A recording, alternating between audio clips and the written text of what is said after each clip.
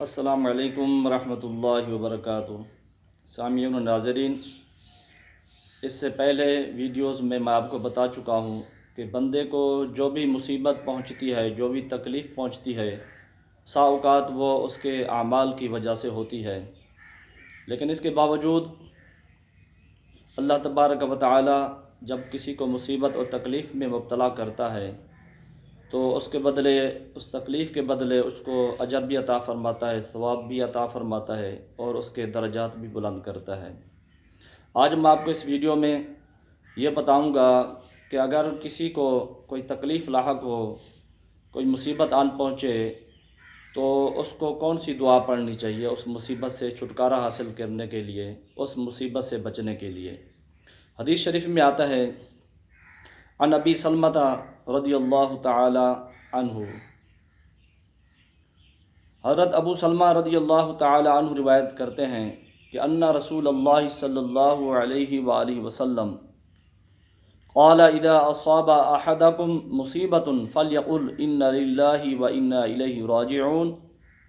اللہم عندک احسب مصیبتی فاجرنی فیہا وابدلنی منہا خیرا۔ حضرت ابو سلمہ رضی اللہ تعالی عنہ روایت کرتے ہیں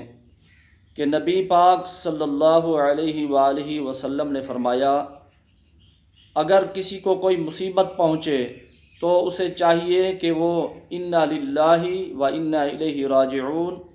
اللہم عندک احسب مصیبتی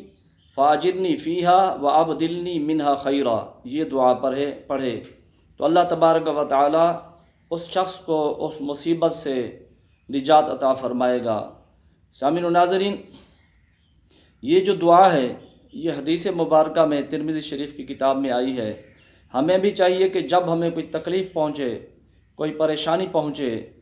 تو ہم یہ دعا پڑھیں، تاکہ یہ دعا پڑھ کر ہمیں بھی اس تکلیف سے، اس پریشانی سے، اس مصیبت سے چھٹکارا حاصل ہو۔ اس دعا کا ترجمہ بھی میں آپ کو بتا دیتا ہوں۔ ترجمہ یہ ہے کہ یعنی ہم سب اللہ ہی کی ملکیت میں ہیں اور اسی کی طرف جانے والے ہیں۔ اے اللہ، میں اپنی مصیبت کا ثواب تجھ سے چاہتا ہوں، مجھے اس کا اجر عطا فرما اور اس کے بدلے، اس بیماری کے بدلے یا اس تکلیف کے بدلے بہتر چیز مجھے عطا کر دے۔ سامعین گرامی، آپ کو بھی جب کوئی مصیبت پہنچے، کوئی تکلیف پہنچے، یہ دعا پڑھیں، انشاءاللہ تعالی اللہ تبارک و تعالی اپنے فضل و کرم سے وہ مصیبت، پریشانی، تکلیف کو دور فرما دے گا۔